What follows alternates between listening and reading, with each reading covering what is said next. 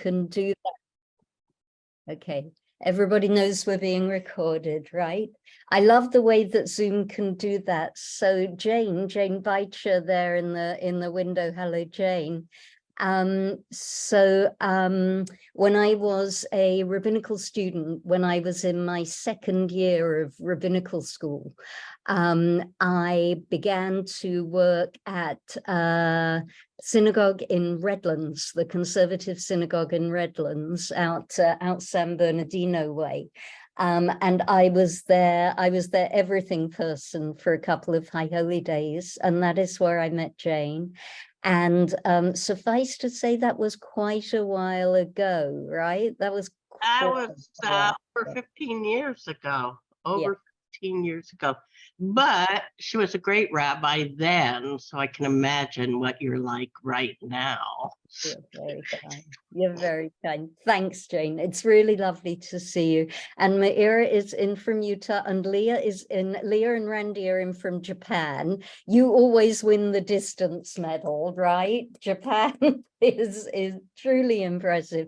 God knows what time it is for you at the moment. I can't even begin to guess. But I'm so happy to see you. I'm very, very happy to see everybody, albeit we're going to be doing a class on the 3 weeks, which is not a happy time. Jeff, I see your hand up. You'll need to unmute, Jeff. I apologize. So please forgive me because I'm a lapsed Jew. I'm a recovering atheist. But here's my thing. So you've got this destruction of the temple ceremony coming up, and I see that there's a fast involved. So frankly speaking, I've never heard of this fast. Is it common? Should I be doing this? Like, should you be concerned? Okay, so let me back up. Let me make that the first question I answer, Jeff. Okay, please do. I'll use it in the framing of the class, but let me back up and ask first that we say the thank you, that we say the bracha for study, the blessing for study. So Baruch Ata Adonai Eloheinu melech haolam asher kidshanu b'mitzvotav v'tzivanu la'asok b'divrei Torah, and may our study be sweet. And let me also ask, before I address Jeff's question, and it's a real question, I want to say I didn't grow up observing anything this time of year either. And I think that's probably true for a great many of us on this call. So that is an important question. But let me invite dedications. I like to dedicate learning. I like to dedicate, it can be for happy reasons, it can be for sad reasons, a celebration, an anniversary, anything like that. Does anybody have for someone's healing? Does anyone have a dedication or two for us today? Thank you, Kim. So we're dedicating to Rachel Brody. Maira, your hand is up. Yes, I welcome the opportunity because today is the yahrzeit of my Aunt Frances Frankel, and it's lovely to be able to remember her and name her with you all. That's great. That's great. So Frances Frankel, and we honor her memory. Anybody else? Any other dedications? So if you think of any that might not immediately cross your mind, just feel free to pop them in the chat. I keep chat open throughout my class, and the disadvantage maybe of that is that the teacher is constantly sort of pulled out of lecture mode, but it's far exceeded by the advantage of that because it gives me a chance to interact with you directly even though we're on Zoom. So please go ahead. Jeff, for your buddy Barry, whose memorial concert was yesterday. So as you'll see, I'm going to interrupt myself periodically way to address your questions and address you. And I hope that is okay with you. It's very, very much the way that I prefer to hold the room. Okay, so we have some dedications, we have some learning. Before I share screen, and I want to open today with a piece of music. Before I do that, though, let me address Jeff's question because it's a real one. So the Jewish year really has two poles to it. One pole is Pesach, which originally biblically is the beginning of the Jewish year. And another pole is the High Holy Days, and they are exactly opposite each other in the Jewish calendar, one in the spring and one in the fall. And all the rest of the Jewish festivals arrange themselves really between those two. And my teacher, Rabbi Art Green, says that beginning with Pesach, we have a cycle of festivals that are communal. So we have the communal exodus from Egypt that we remember. We have the communal giving of Torah at Shavuot. And then as we go into the fall, we go more to festivals of individual connection.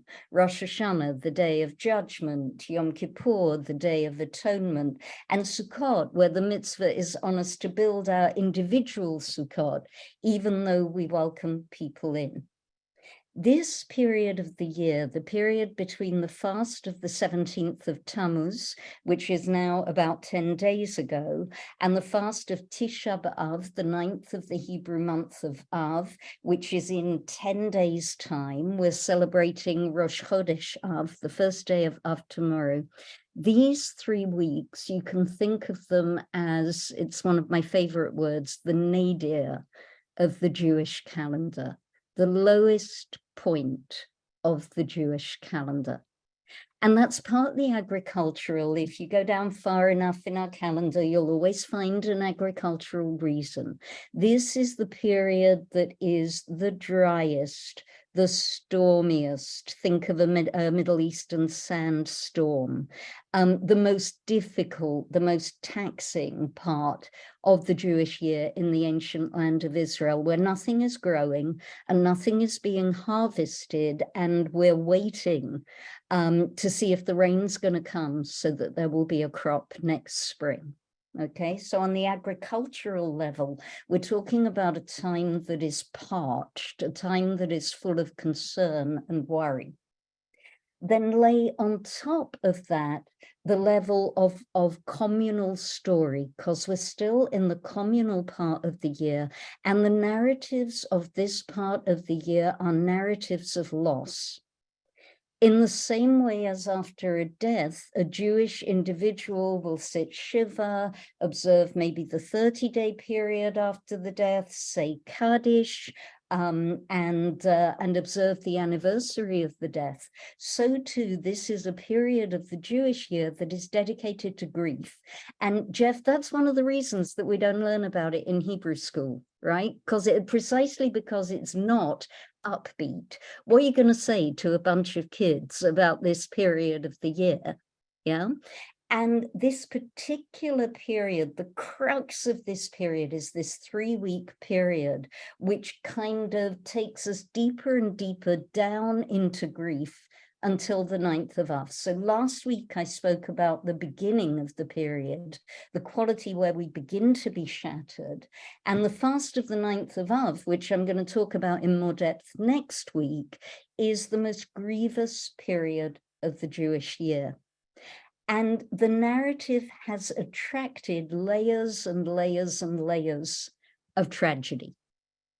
So on the 17th of Av, on the 17th of Tammuz, as we learned last week, we remember Moses breaking the tablets when he came down from Sinai because the people had made the calf. And we remember on a historical level, the breach that was made in the walls of Jerusalem, giving rise to a 3-week siege that culminated in the destruction of the Second Temple on the 9th of Av.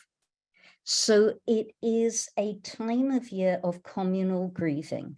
The first fast, and typically in times of communal grief, there's a whole tractate in the Mishnah and then in the Talmud about it. There is the practice of fasting. So it's a very different kind of fast from Yom Kippur. Yom Kippur is an individual fast, a going inwards fast. This is a communal fast, a fast of collective memory. And the first fast, the fast on the 17th of Tammuz, runs from dawn to dusk. And Tisha B'Av is the hardest fast of the Jewish year, occurring as it does in the middle of the summer. Here in California, by the way, it makes much more sense weather-wise, yeah? It's the hottest, hardest part of the year. It's the time where we're going to be most dehydrated. And we fast for 25 hours, just like on Yom Kippur. Yeah. And the tradition, I'll talk more about this next week, but the tradition is that we sit on the ground, we read the Book of Lamentations, and just like during Shiva, we go deep into our memories of the person we love and we deepen into our grief. So too, in these 3 weeks, we deepen into our communal grief. We think about our collective losses and we call them to mind. So you can see, can't you, how it would be that tragedy piles upon tragedy, mentally speaking, at this time of year. We remember the destruction of the temple. We remember the destruction of the Crusades. We remember the destruction of the Holocaust. There are liturgical poems and observances about all of those, and they kind of all converge on the fast of the 9th of Av.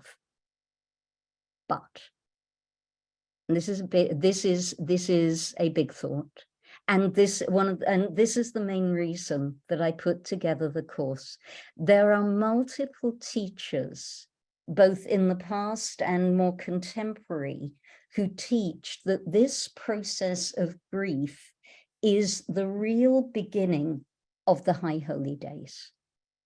And we studied last week a text about why it is that our hearts, we need to remember how to break our hearts open, just like Moses broke the tablets. We too willingly take on the moving towards the idea of broken hearts, of minds breaking open, of loss, because that creates the crack through which the process of teshuvah, the process of change, the process of returning can begin. So that's why I called the course what I call it. The journey to wholeness begins now. If we're to find wholeness on the High Holy Days, you don't just, the ideas, or these teachers all teach that you can't just walk into the room on Rosh Hashanah and expect it to work. There's preparatory work that needs to be done beforehand. The ground has to be plowed in order for the seed to be sown. So that's a summary of, pardon me, sorry. That is a summary of the process that we're engaged in at this time of year. And Jeff, that's part of the reason that I wanted to do classes about it, because like you, I did not grow up with this period. I didn't fast on Tisha B'Av until I was 42. That was pretty much the first time I heard about it.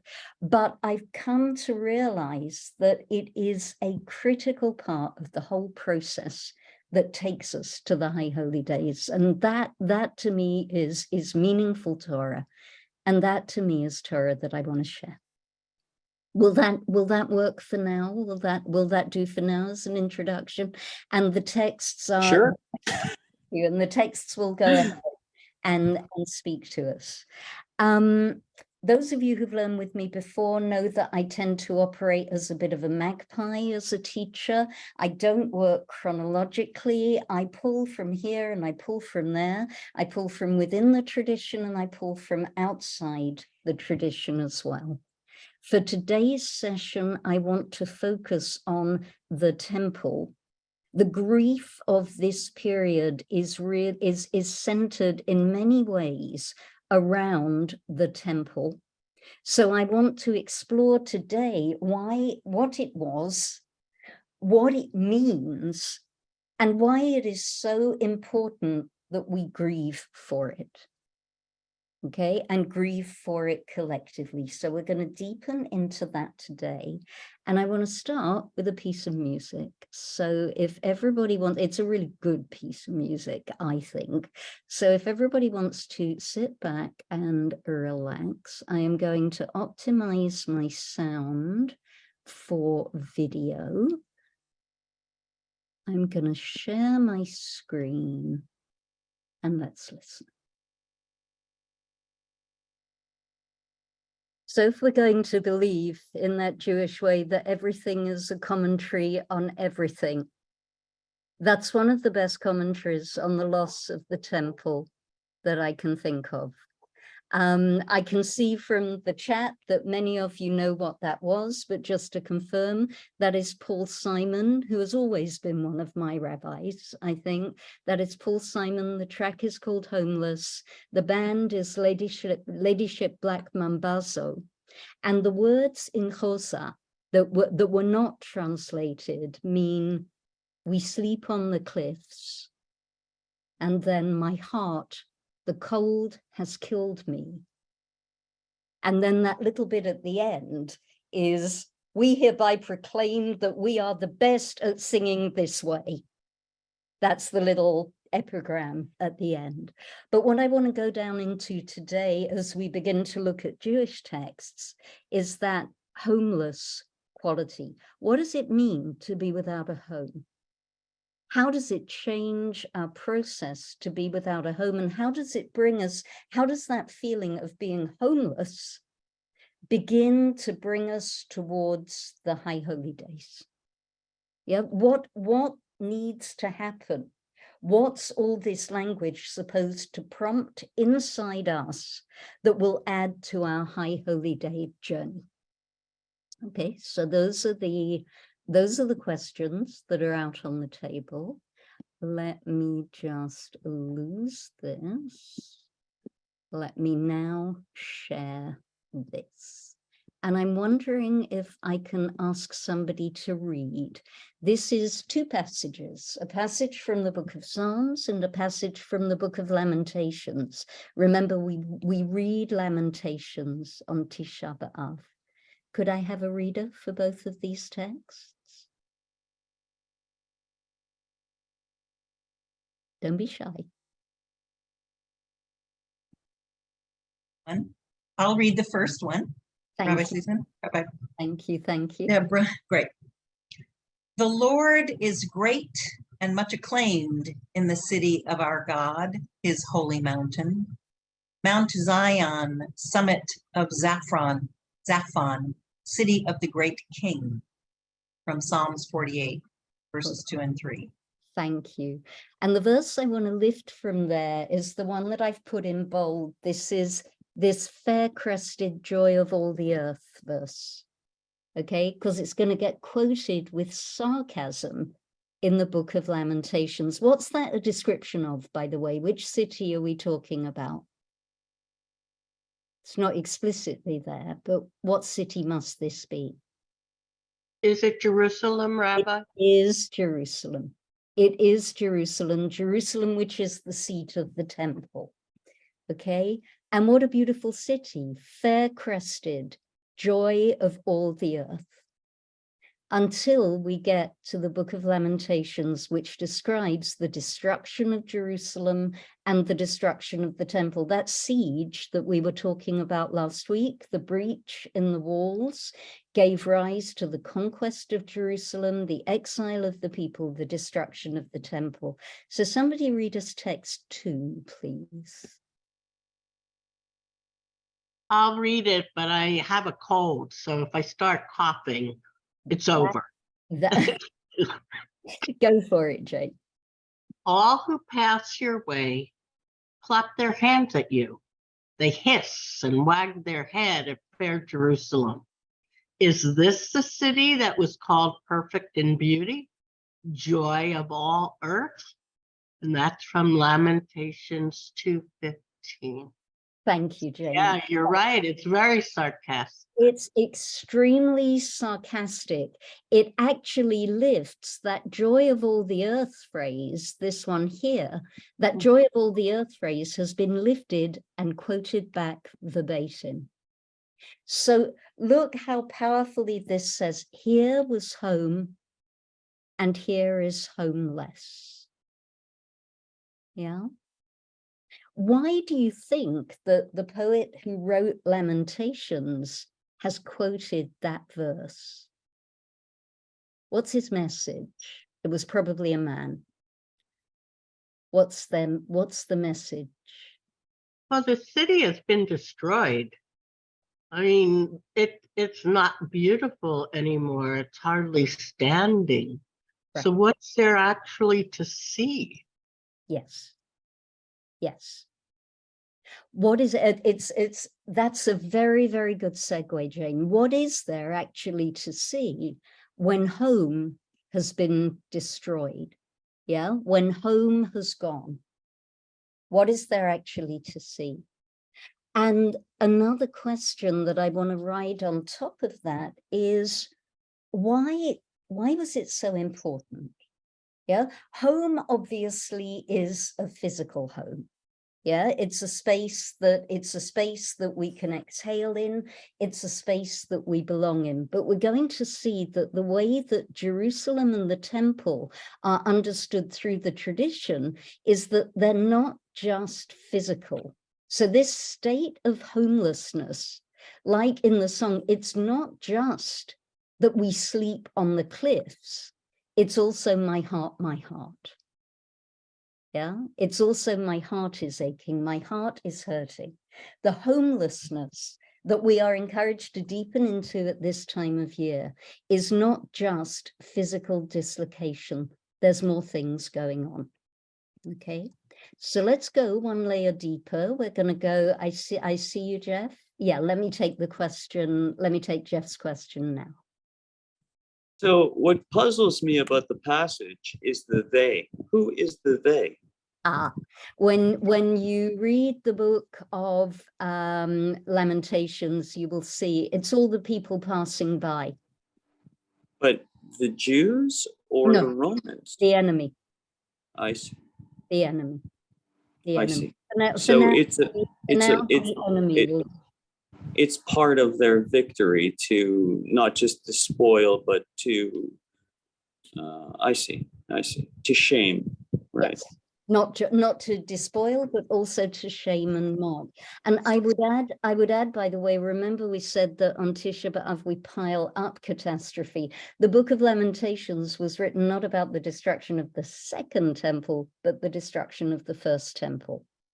Yeah, Jeremiah is writing about the destruction of the temple by the Babylonians, but the grief is the same. When we remember the destruction of the second temple, we remember the destruction of the first temple because grief resonates, right? I talk about this often with people when we're preparing for a funeral. Loss resonates with loss.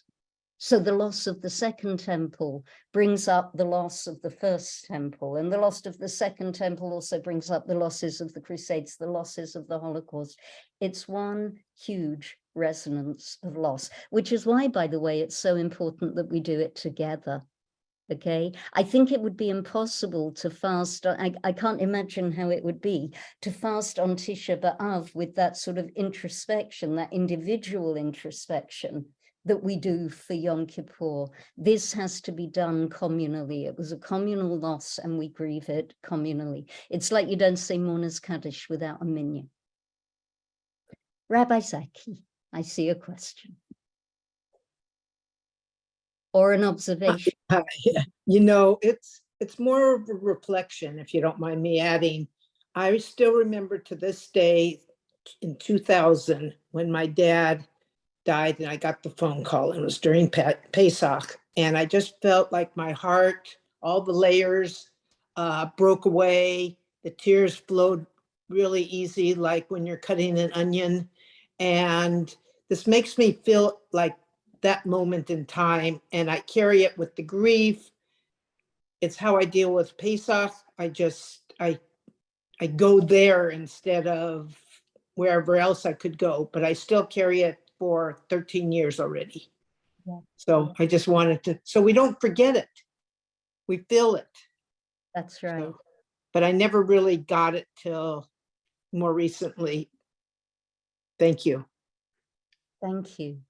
Thank you. Let me take one more from Joe, and then I want to go on to explore why it is that Davka, Jerusalem, and the temple should be so resonant for us. Joe, yeah.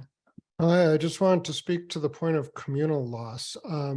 Yesterday, my wife and I went to see the Auschwitz exhibit at the Reagan Library, which is really just a fantastic exhibit. It's very extensive. It took us probably about 4 hours to get through the whole thing. But I can say, as far as communal loss, probably the very, spoiler alert, the very most, for me, poignant thing in the whole exhibit is at the end, they show videos, and basically the videos are what was lost. And they're basically home movies of the Jews of Europe, just Jewish families having family outings, gatherings, whatever they're doing in Europe. And the whole point is, this is what we have lost as a result of all of this. And to me, that was the point where I was in tears more than anything else. Thank you. Thank you. And it would be a very appropriate thing in these 3 weeks. It's the tradition in the 3 weeks to go and visit the graves of our ancestors. But that would be a very meaningful thing to do in the 3 weeks, to deepen in, to willingly accept that we deepen into grief. Okay, so fair Jerusalem, fair crested, joy of all the earth. Well, why? There are many, many other beautiful, beautiful places on earth. What was so special about Jerusalem? Here's one set of ideas. And a picture, by the way, of the model of the temple from the Holy Land Museum in Israel. There's a very faithful scaled model that has been built of the structure. Is there someone who would read for us? I'll read. Thank you, Leah. 10 wonders were wrought for our ancestors in the temple. 1, no woman miscarried from the odor of the sacred flesh. 2, the sacred flesh never became putrid. 3, no fly was ever seen in the slaughterhouse. 4, no emission occurred to the high priest on Yom Kippur. 5, the rains did not extinguish the fire of the woodpile. 6, the wind did not prevail against the column of smoke. 7, no defect was found in the omer, or in the 2 loaves, or in the showbread. 8, the people stood pressed together, yet bowed down and had room enough. 9, never did a serpent or a scorpion harm anyone in Jerusalem. 10, and no man said to his fellow, the place is too congested for me to lodge overnight in Jerusalem. Thank you, Leah. Okay, so last week in the session, we had a rabbinic list. And this week in the session, I wanted to bring another rabbinic list. I love these lists. For those of you who were here last week, a strategy to use when approaching a rabbinic list is to look for patterns in it. So what are the things that are similar? What are the things that are different from each other? And do we see a unifying theme here? What are the things that are similar? What are the things that are different? And do we see a unifying theme?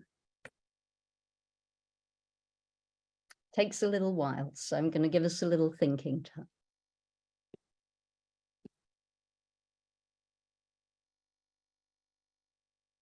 Jane, yeah. There's nothing rotten there. There's nothing stinky. There's nothing that goes against nature.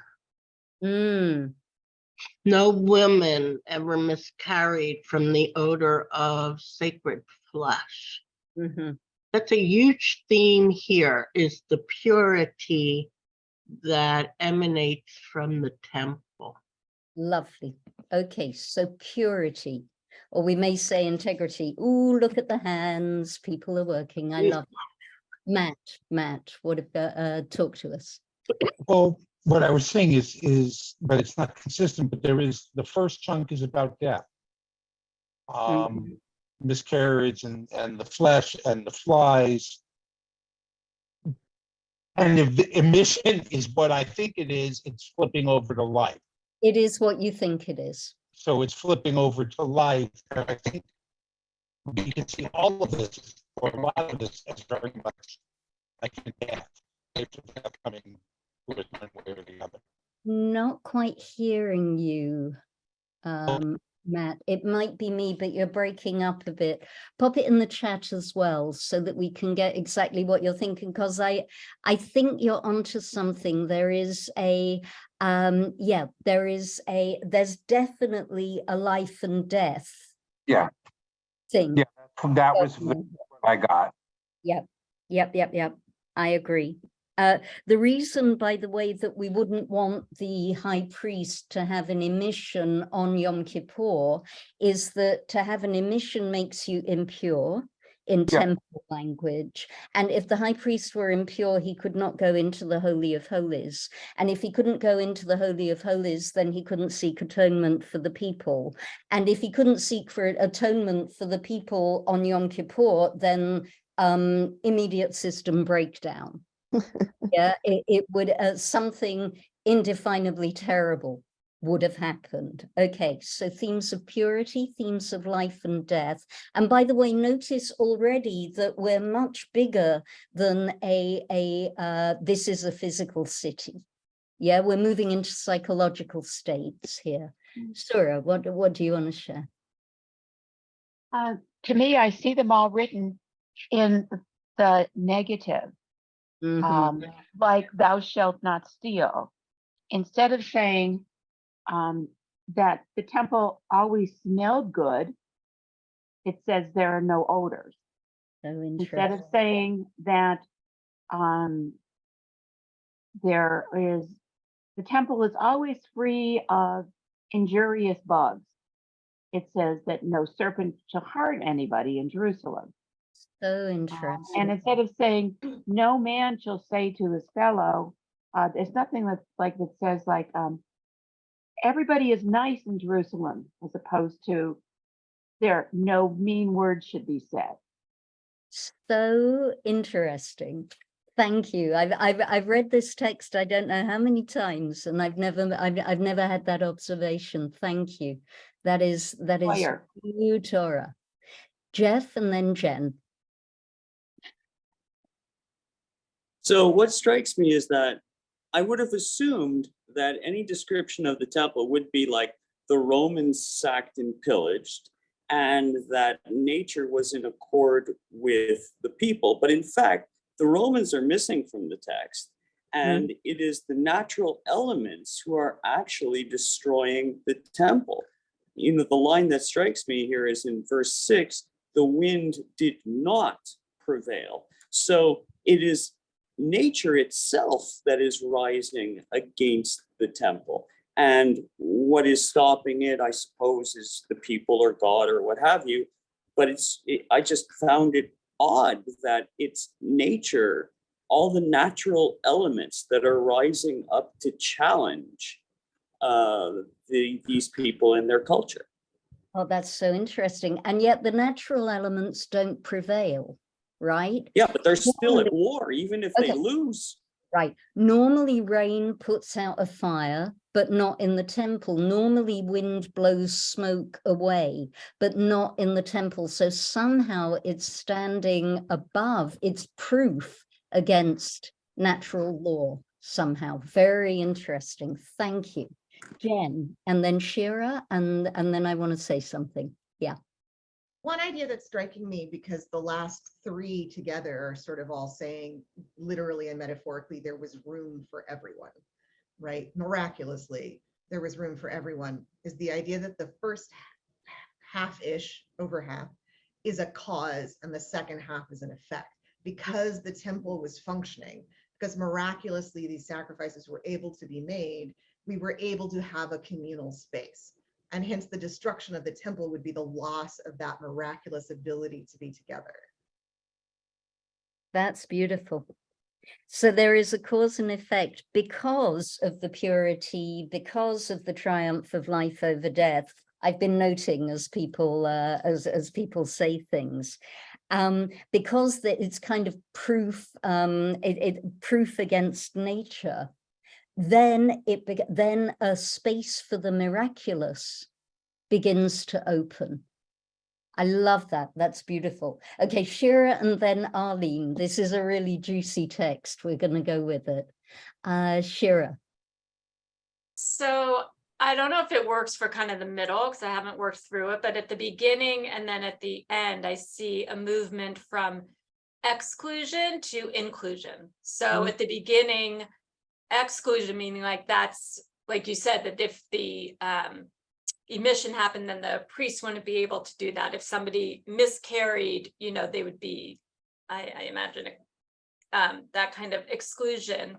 And then the last few are all about that there is space for everyone, that everyone can be included. Whereas with the temple, like it's a very exclusive kind of process in terms of the priests, you know, going in. So it seems juxtaposed to that as well. That's lovely. Yeah. And the temple was pretty much the, if you're going to read it literally, if you're going to look at it historically, then the temple was where the priests were, and there were these layers of, you know, the people had to be here and they couldn't be there, and you walked this way and you didn't walk that way. But this is clearly not operating on a literal level. Right, we've moved from the space of the, as we often do with Midrash, we've moved from the space of the actual to the space of the symbolic and the imaginative. And that shift is important as well in terms of why it is that we should be so distressed about the loss of what was, after all, a building or two buildings. Yeah, symbolically, it means much more than that. Let's take Arlene's. Come, unmute yourself, Arlene, and share. Are you there? Yeah, hi, yeah. Can you hear me? Yeah. Okay, no, I see, well, I see a theme all the way through about protection. And the protection comes from the, you know, the supernatural, what was said before, but it's the place, and I think what the place is not too congested for me to lodge overnight in is Jerusalem. I just think it's the common, you know, like if you think about Madot, but it's a common thing of that there's no negative, there's all this negativity, but there's no negativity against other fellow people. Lovely. Lovely. Yeah. Yeah. And Arlene, that's where I wanted to go with it as well. What we've got, let me just summarize, because everything that has been said takes us to a deeper understanding of why it is that the loss of the temple is so important. The temple was purity. The temple was the place where life and death were in the correct relationship with each other. The temple was the space. I want to talk about the negatives at the end, sir. I've not forgotten your point. A place where nature doesn't prevail, a place where miracles become capable of happening, a space where exclusion moves towards inclusion, and a space of protection. The temple was the ultimate safe place, is what I want to postulate here. And that's why to be homeless from the temple is to be homeless on many, many levels, and it makes it much, much scarier. because you've lost your place of ultimate protection. You've lost your place of ultimate safety. And Surah, that I think is why the negatives are used to express it and not the positives. Mystically speaking, we use negative language to create boundaries. Yeah. In Jewish mysticism, things that flow out, things like chesed and things like netzach, those qualities flow out of boundaries. But in order to be safe, we need boundaries. So the temple was the ultimate safe place. Therefore, the loss of the temple puts us in a state not just of physical homelessness, but of existential danger. With me so far? Okay, so let me just check the chat line, and we will go to, please explain about the omer and no defect. The omer, the 2 loaves or the showbread were kind of on the counter in the table. The omer was a jar of manna that Aaron had collected and was part of the decor of the temple, symbolically speaking. And again, if there had been a defect there, then one of the boundaries of the safe space would have been symbolically violated. Does that work, Jane? So everything in the temple was perfect or better than perfect. Therefore, losing the temple takes us into a state of imperfection, a state of danger, a state where the boundaries are not in the right places. And when boundaries are not in the right places, we are vulnerable, both physically and existentially. Okay, so now I want to put on the table, how does that vulnerability play into the journey to the high holy days? Here is another text. It's going to do a little bit of wordplay, but I think this is important because it adds a personal quality to the temple. Will someone read?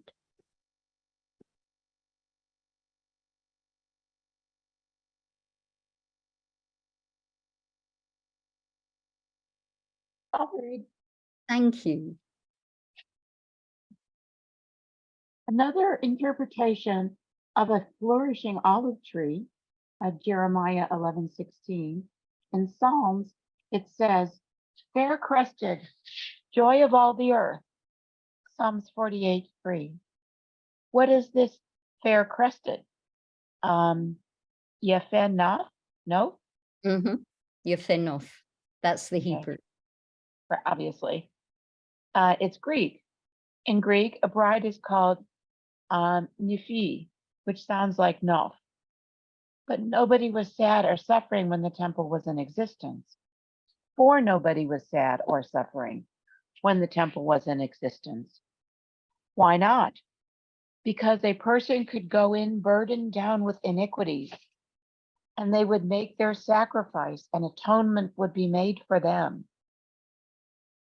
What greater happiness can there be that a person could come out of there vindicated and righteous, and thus fair crested, joy of all the earth. Shemot Rabbah 36:1. Thank you. Thank you, Sarah. Okay, I would say that this is kind of a rabbinical school level midrash, but it's important. So let me try and parse it for us a little bit. It's from a longer section of midrash, which is talking about this verse about the flourishing olive tree. We don't need that here. What's important is that it quotes that verse from Psalms that we began with, fair crested, joy of all the earth, Yefenof. It's a phrase that only occurs once in all of the Hebrew Bible. And the rabbis love phrases that only occur once in all of the Hebrew Bible, because it means that they can tell you what it means and you can't say, no, it doesn't. So they become spaces for maximum exercise of the imagination. So this rabbi, this anonymous rabbi, is saying that there's a connection here with the Greek word for bride. Yeah, when we think of a bride, it's asking us, he's asking us to bring that idea of maximum joy. Yeah, I have a lovely friend in England who used to say, if you could just bottle essence of bride and sell it, you'd be a millionaire for life. Yeah, and brides occupy a very special place in Jewish symbolism. Why a bride? The bride becomes the key to unlock the internal state. Nobody could be sad or suffering in the temple. Nobody could be sad. Why? Because the temple was the place where you could make atonement.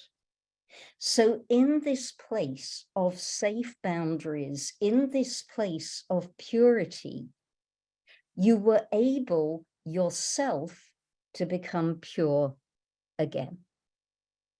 All right, the temple was the place where you could say sorry and start all over again. Now, what does that sound like? What High Holy Day process does that sound mysteriously and remarkably like? Yom Kippur. Exactly. This is Teshuvah, right? Teshuvah has come to replace the temple. So it has to be that the atonement that used to be capable of being made in the temple has to be part of the scenery for the High Holy Days. Remember what I said at the beginning, Yom Kippur is internal, right? Yom Kippur is individual. But here we're beginning now to come to an understanding that when we mourn the destruction of the temple, we're not talking about the bricks and mortar. We're talking about the loss of the possibility of being whole and pure and having integrity. That was the other word that I wanted to bring for the text that we've just done.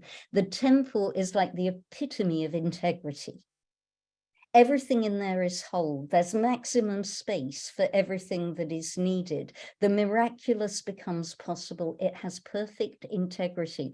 And when you have a place of perfect integrity, you can then begin to be vulnerable enough to bring all of our schmutz to that place and get it cleaned up again.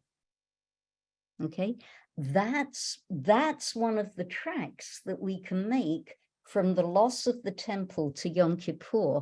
It follows, doesn't it, that with the temple gone, we have to find another way to be clean. And that's another connection between this 3 weeks and the Yom Kippur, the High Holy Days that are coming.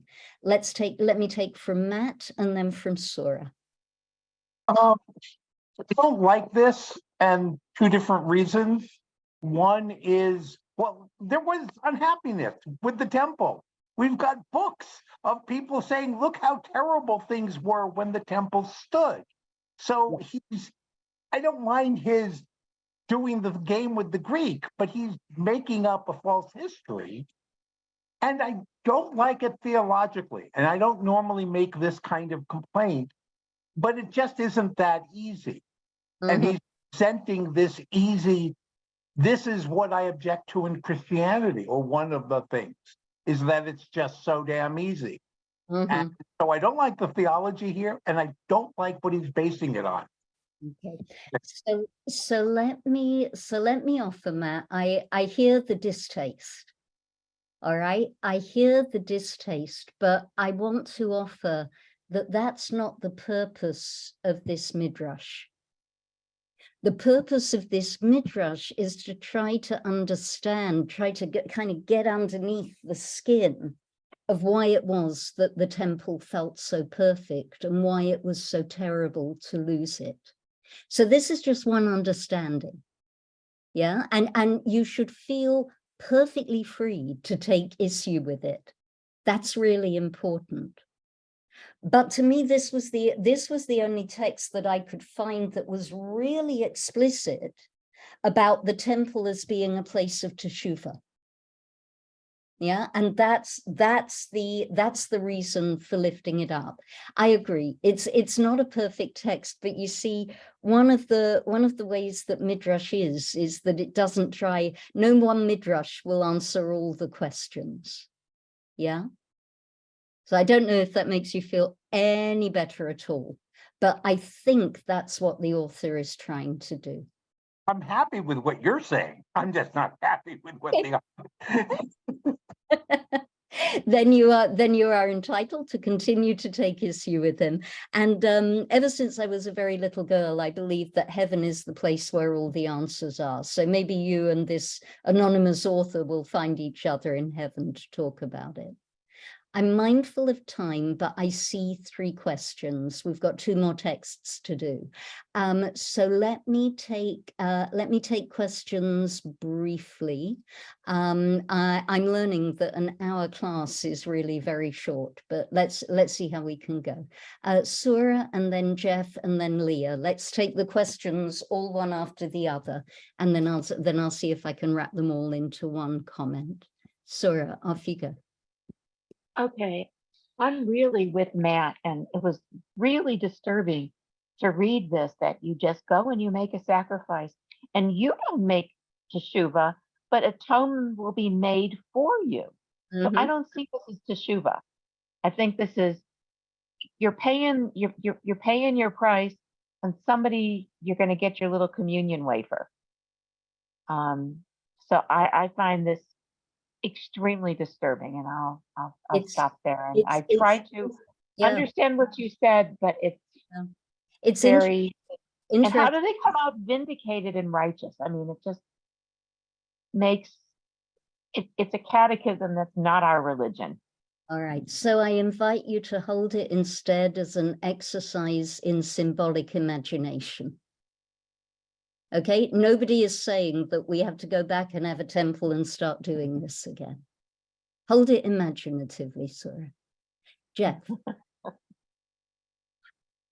So, dumb question. That's what I do. Fair crested, that's the moon. So is the destruction of the temple at night? No. Fair crested is not the moon, Jeff. I'm sorry. That's not what the Hebrew says. What makes you say fair crested is the moon? Well, because the crescent moon. Oh, no, that's a translation thing. Okay. It's not there in the Hebrew, Jeff. It's a lovely reading, and I think that you could do something with it, but it's not there in the Hebrew. I'm sorry. Okay. Leah. I'm pro this midrash. And for me, there's something about the temple that there was nothing that was not sacred in the temple. The bricks were created by a snake that could drill through stone. The manna was there, our sample of manna, the oil that anointed King David. All the tools that were used were sanctified by Aaron and his sons. So it wasn't just a building. Every aspect of the exterior and the interior and all the tchotchkenish, everything that was used in the temple had significance for us. And that is part of the irreparability of the temple. And then to have teshuvah as a way to try to get some of that back is, to me, it's like genius, rabbinic genius. Thank you. For the sake of time, I promised 3 questions. Jane, I see you, but can you pop it in the chat maybe? For the sake of time, I want to move on. So let me summarize what we've seen so far. We talked about the temple on a physical level. It's Jerusalem, and Jerusalem with the temple within it. And when it's lost, passers-by go, nya, nya, nya. Okay, for the physical loss. We've gone one layer imaginatively deeper, and we've seen that the temple engenders ideas of purity, of being a place where miracle happens, where normal mathematics doesn't apply, where nature is overcome. And in this fourth text, and I'll ask people to hold it imaginatively, we've seen how the integrity of the temple somehow translates to a state of psychological integrity. Okay, so it's almost as if the temple has stopped being a building and has started being a body.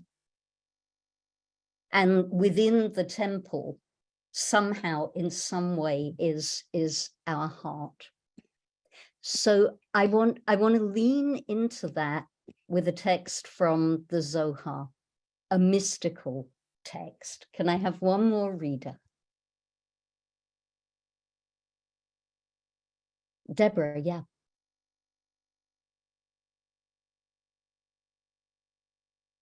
You need to unmute, Deborah.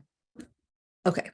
When Israel entered the land, the open was sealed, and the sealed opened. The mouth was sealed, for speech had ceased, opposite of a human being.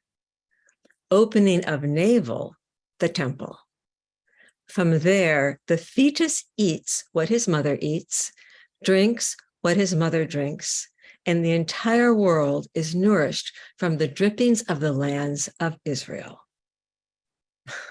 Wow. All right. Yeah, the Zohar is like this, by the way. As soon as you get to mystical text, I always feel when I go to a mystical text for the first time, it's like, okay, well, I know what a mouth is, and I know what speech is, and I know what a navel is, and I know what a fetus is, and I have no idea what you're talking about. Yeah. One comment. I've been studying the Song of Songs for almost 3 years now with Rabbi Gold, and I don't see any connection to the Song of Songs in this passage. Right. Yes, and that is that's par for the course for the Zohar. Somewhere back on this page in the Zohar, there will be a quotation from the Song of Songs that is being used as a springboard for something else entirely. But let me try and explain what's going on. All right. External Jerusalem, external the city, we're seeing how it becomes possible to imagine Jerusalem as kind of a physical container, a container for a psychological process.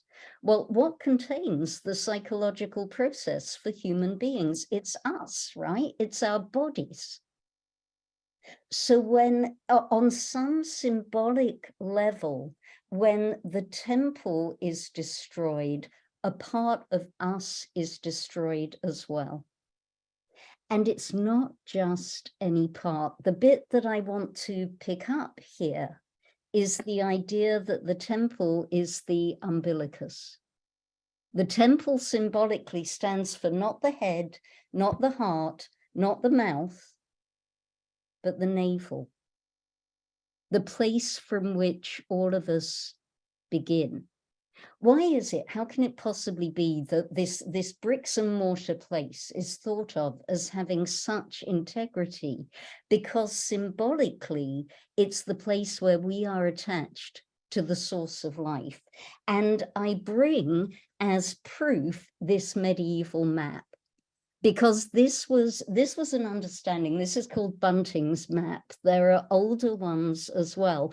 And this is a map of the world as seen by a map maker, a Christian map maker, as it turns out, in Hanover, circa the year 1600.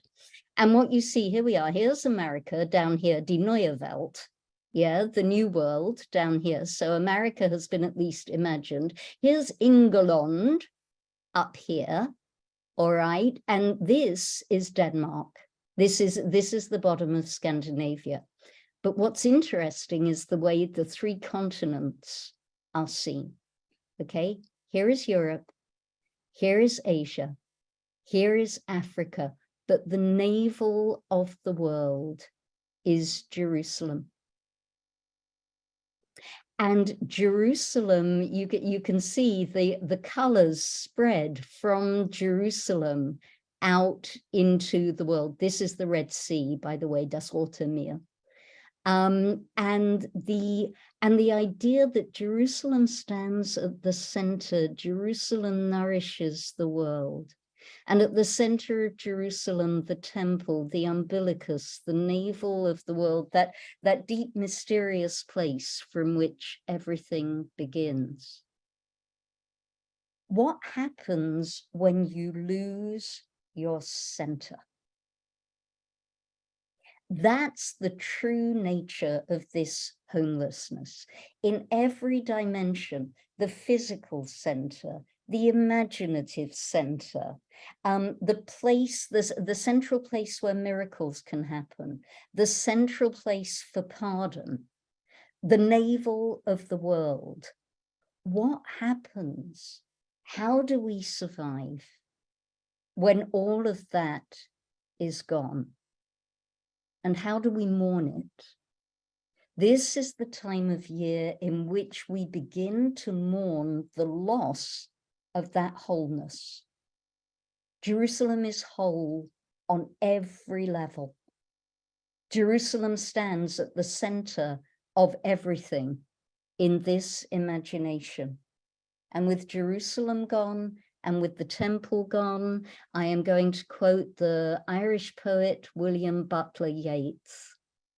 Things fall apart. The center cannot hold. Mere anarchy is loosed upon the world.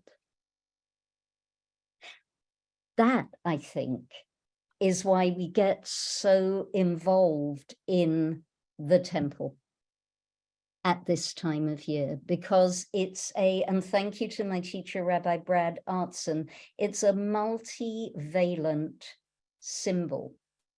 It's a symbol that works on every single level.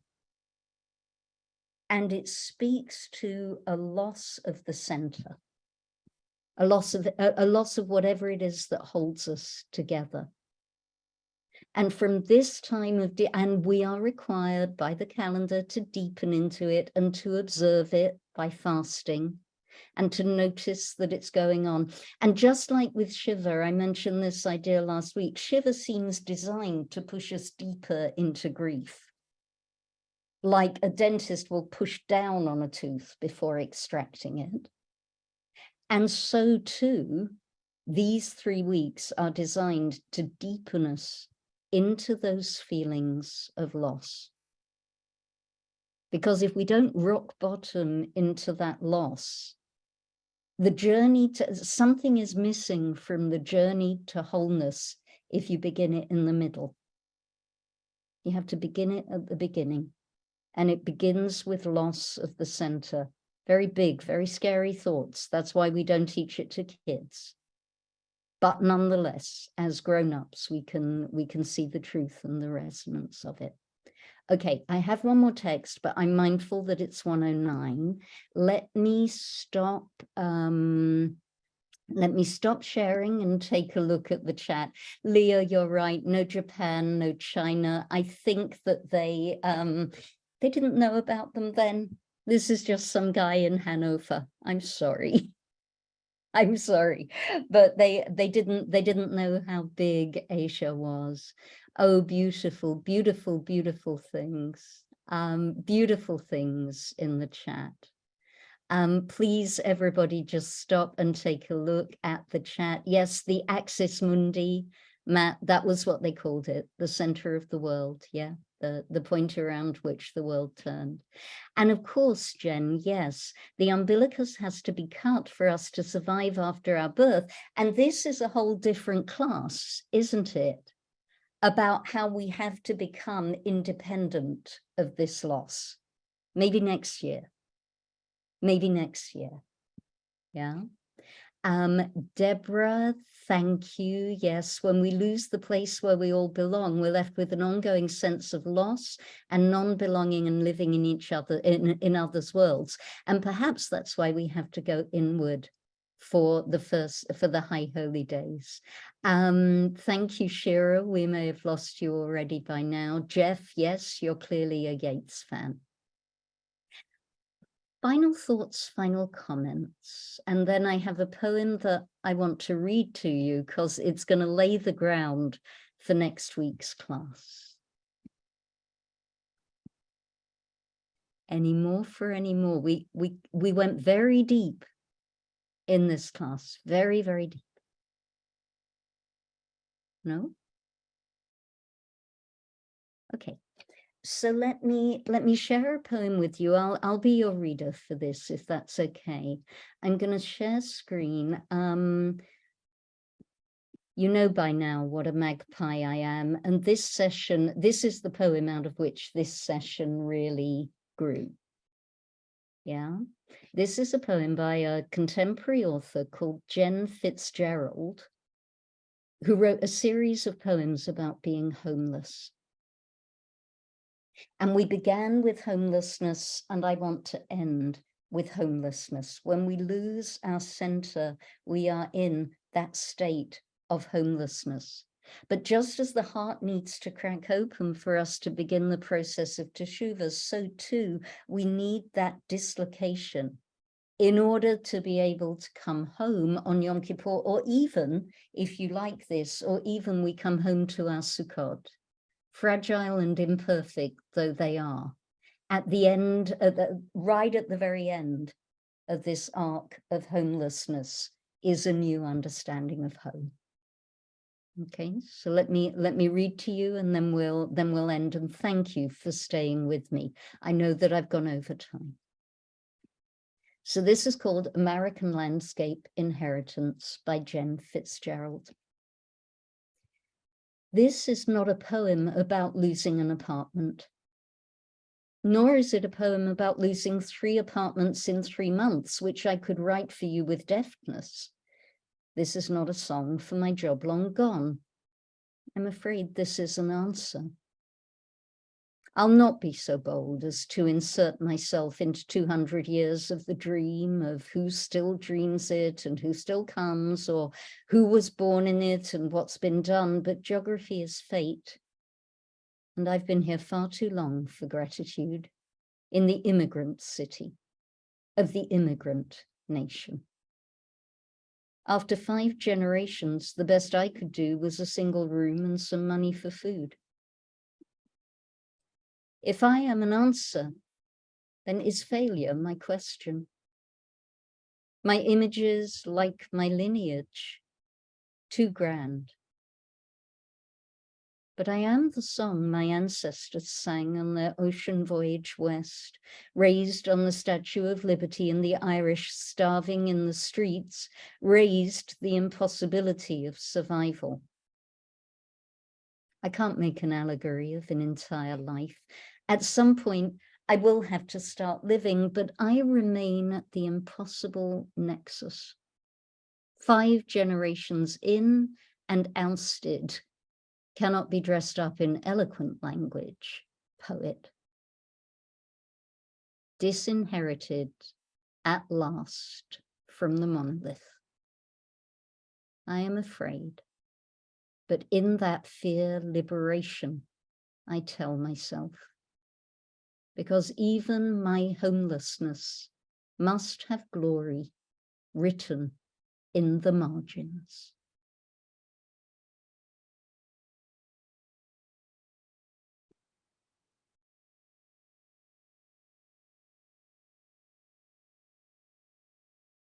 And that's where we're going next time.